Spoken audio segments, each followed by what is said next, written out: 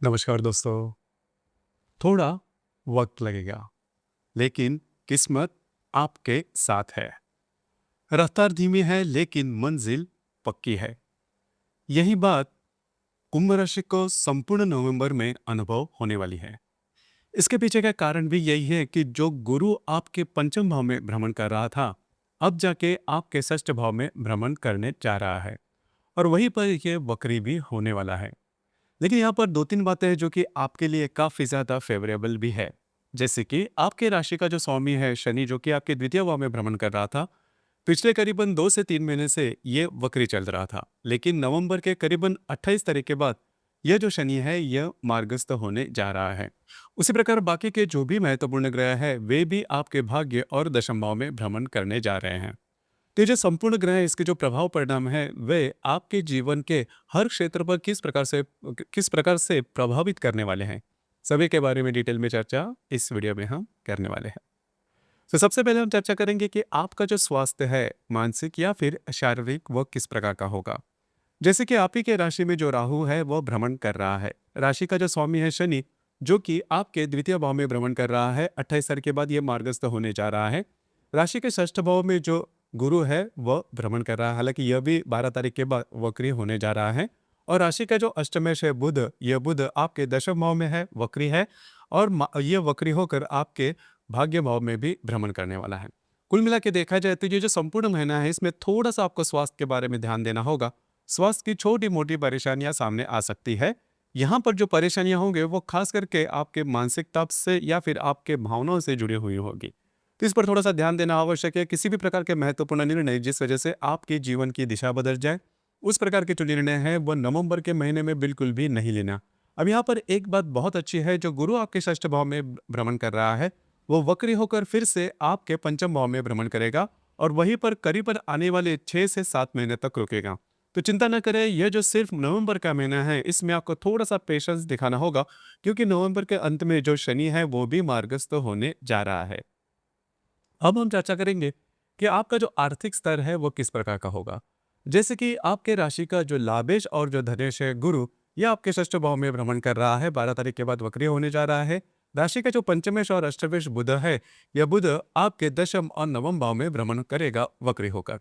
लेकिन राशि का जो राजयोग कारक ग्रह है शुक्र, यह आपके अष्टम, भाग्य और दशम भाव में भ्रमण करने जा रहा है। तो यहाँ पर जो अगर देखा जाए तो पैसे के मामले में या फिर आर्थिक स्तर के मामले में देखा जाए तो जो बातें हैं वो करीबन बैलेंस है। मतलब आपके खर्चे भी होंगे लेकिन आपको आमदनी भी अच्छी मिलेगी। उसी प्रकार भाग्य का साथ भी आपको काफी अच्छा मिलता हुआ नजर आएगा। सिर्फ जो बात मैंने शुरुआत में कही कि आपको थोड़ा सा तटस्थ रहना होगा, मतलब किसी भी विषय पर बहुत ज्यादा भावुक न होना और भावना में बहकर गलत निर्णय नहीं लेना। मुझे पता है कि आपके राशि में राहु भ्रमण कर रहा है, उसी प्रकार आपकी जो राशि है वो 7.5 में भी चल रही है। तो इस वजह से जो भावनाओं का जो कश्मकश है उसका ज़्यादा आपको सामना करना पड़ सकता है। लेकिन चिंता ना करें, जो मैंने बात कही कि आपको थोड़ा सा तटस्थ रहना होगा, अगर आप अच्छी तरह से हैंडल कर पाते हो तो जो बातें हैं वो आपके फेवर में ज़रूर होगी।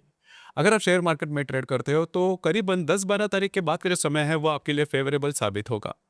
स्टॉक मार्केट से के रिजल्ट रिलेटेड किसी भी प्रकार के अगर आपको निर्णय लेने हैं तो वे आप करीबन 10-12 तारीख के बाद ले सकते हो, वो सही साबित होते हुए नजर आएंगे। उसी प्रकार घर का सुख या फिर फैमिली हैप्पीनेस के बारे में अगर कहा जाए तो राशि का जो चतुर्दश है शुक्र, यह आपके अष्टम, भाग्य और दशम भाव में भ्रमण करने जा रहा है। तो घर के जो लोग हैं उनके साथ आपकी जो इंटरेक्शन है वो काफ़ी अच्छी देखी जाएगी। घर के जो लोग हैं उनके साथ कहीं बाहर घूमना फिरना भी हो सकता है। अच्छा जो समय है वो भी गुजर सकता है। इसी प्रकार लव लाइफ के बारे में या फिर रिलेशनशिप के मामले में अगर कहा जाए तो राशि का जो पंचमेश है बुध, यह आपके दशम भाव से भाग्य भाव में भ्रमण करेगा वक्री होकर। अब यहाँ पर खास करके आपके पंचम भाव पर जो मंगल की दृष्टि भी है, तो अगर आप किसी के रिलेशनशिप में हैं वहां पर जो बातें हैं वो थोड़ी सी कॉम्प्लिकेटेड हो सकती है। छोटी मोटी बातों को लेकर तकरार हो सकती है, ये थोड़ी सी बढ़ भी सकती है। आपको थोड़ा सा फ्लेक्सिबल रहना आवश्यक होगा। उसी प्रकार जो गर्भवती महिलाएं हैं उन्होंने भी खास करके स्वयं के स्वास्थ्य के बारे में ध्यान देना आवश्यक होगा। स्वास्थ्य की जो समस्या है वो खास करके आपके मानसिकता से जुड़ी हुई होगी, बस आपको इसी के ऊपर थोड़ा सा कंट्रोल करना होगा। जो विद्यार्थी वर्ग हैं उनके लिए ये जो संपूर्ण नवंबर का महीना है वो काफी खासा अच्छा देखा जाएगा। कोई बड़ी दिक्कतों का सामना आपको करना नहीं पड़ेगा। वैवाहिक जीवन के मामले में अगर कहा जाए तो राशि का जो सप्तमेश है रवि, यह रवि आपके भाग्य भाव में और दशम भाव में भ्रमण करने जा रहा है। ये बहुत ही अच्छी बात है। खास करके आपके जो वैवाहिक जोड़ीदार है उनके साथ आपकी जो इंटरेक्शन है वो काफ़ी अच्छी देखी जाएगी। उनके साथ कहीं बाहर घूमना फिरना हो सकता है। बहुत ही अच्छा समय आपका कट सकता है। उसी प्रकार जो कार्य क्षेत्र या फिर करियर के मामले में अगर कहा जाए तो आपके राशि का जो कर्मेश मंगल है यह कर्म भाव में ही भ्रमण कर रहा है संपूर्ण महीने। यह आपके कर्म भाव में ही देखा जाएगा और वहीं पर करीबन 17 तारीख के बाद रवि भी विराजमान हो रहा है। तो यहाँ पर जहाँ पर आप काम करते हो जो भी आपका करियर है वहाँ पर के जो लोग होंगे उनके साथ तू में तो जरूर होगी, लेकिन आप अपने काम का लोहा मनवाओगे। देखिए आपकी जो राशि है वो डिसिप्लिन राशि है। कोई भी बात अगर आप ठान लेते हो या फिर मन में पूरी तरह से उसके बारे में निर्णय लेते हो तो उसे पूरा कर कर ही छोड़ते हो। तो इसी प्रकार के कुछ अनुभव इस महीने में आपको ज़रूर मिलेंगे और वे आपके लिए काफ़ी ज़्यादा लाभदायी भी साबित होंगे। तो कुल मिला के देखा जाए करियर के मामले में बिल्कुल चिंता न करें। आपको ऐसा लग सकता है कि आपसे ज़्यादा काम लिया जा रहा है या फिर आपके जो सहकर्मी या फिर वरिष्ठ होंगे उनके उनके साथ भी छोटी मोटी बातों को लेकर इस महीने में तकरार हो सकती है। अब ये जो बात है किस हद तक खींचनी है वो आपको तय करना है। मैंने जैसे कहा कि सिर्फ यही महीना है जिसमें आपको थोड़ा सा पेशेंस से काम लेना होगा। करीबन दिसंबर के बाद जो समय है वो काफ़ी आपके लिए पॉजिटिव फिर से देखा जाएगा। कुल मिला के देखा जाए तो मौनम सर्वार्थ साधनम ये जो सुभाषित है इस पर आपको थोड़ा सा अमल करना होगा। फिर जो बातें हैं वो आपके फेवर में देखी जाएगी। इसके बाद हम चर्चा करेंगे कि घर का जो आपके जो ग्रह योग है उसके जो प्रभाव परिणाम है वो आपके राशि पर किस प्रकार से देखे जाएंगे। दिनांक 4 तारीख को मंगल का हर्षल के साथ प्रतियोग और नेपच्यून के साथ त्रिकोण योग होने जा रहा है। मंगल जो कि आपके दशम भाव में विराजमान है। तो यहाँ पर जहाँ पर आप काम करते हो नौकरी या फिर व्यवसाय करते हो वहाँ पर के जो लोग होंगे उनके साथ छोटी मोटी बातों को लेकर दिक्कतों का सामना करना पड़ सकता है। सिर्फ थोड़ा सा कंट्रोल से काम लेना आवश्यक होगा। इसी प्रकार दिनांक 12 तारीख को दशम भाव में ही बुध और मंगल की युति होने जा रही है। तो कार्य क्षेत्र से रिलेटेड डॉक्यूमेंट से रिलेटेड किसी भी प्रकार के महत्वपूर्ण निर्णय बिल्कुल भी नहीं लेना। आपके जो अंदाज है वो चूक सकते हैं। इसी प्रकार दिनांक 17 तारीख जो है वो आपके लिए काफी महत्वपूर्ण और शुभ फलदायी साबित होगी। आपके दशम भाव में भ्रमण कर रहा जो रवि है वो द्वितीय भाव के शनि के साथ और षष्ठ भाव के गुरु के साथ त्रिकोण योग करने जा रहा है। ये बहुत ही अच्छा और महत्वपूर्ण शुभदायी योग होगा आपके लिए। खास करके कार्य क्षेत्र के बारे में जो भी आप काम करोगे उसमें आपको सफलता मिलती हुई नजर आएगी। आपके जो मैंने कहा कि आप अपने काम का लोहा मनवाओगे तो यही बात इन दिनों में काफी ज्यादा आप महसूस कर सकते हो।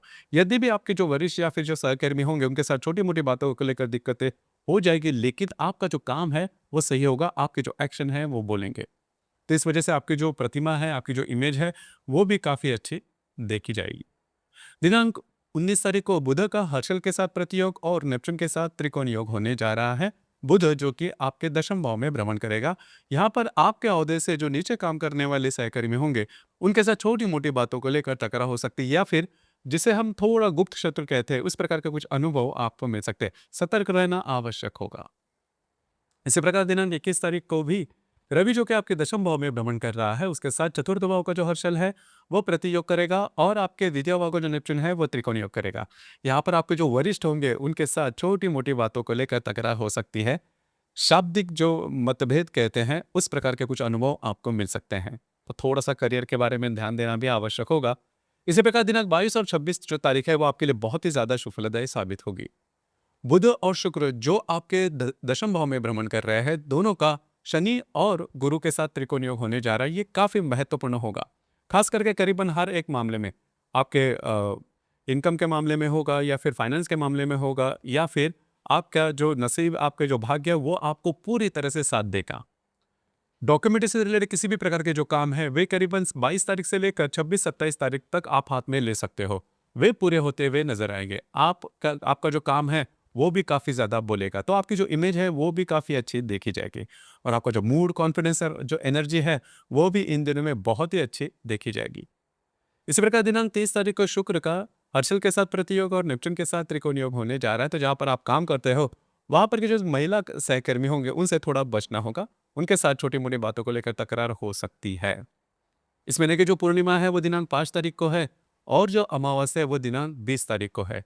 तो खास करके पूर्णिमा और अमावस्या के दिन रविचंद्र का जो आकर्षण होता है पृथ्वी के प्रति वो थोड़ा ज्यादा पाया जाता है। इस वजह से हम थोड़ा ज्यादा ही भावनातीत होते हैं, इमोशनल होते हैं और इमोशन के चलते चूकने की संभावना ही थोड़ी ज्यादा बनती है। तो किसी भी प्रकार के महत्वपूर्ण निर्णय और विवादों में खास करके 5 और 20 तारीख को बिल्कुल भी नहीं जाना। नए काम की शुरुआत भी नहीं करना।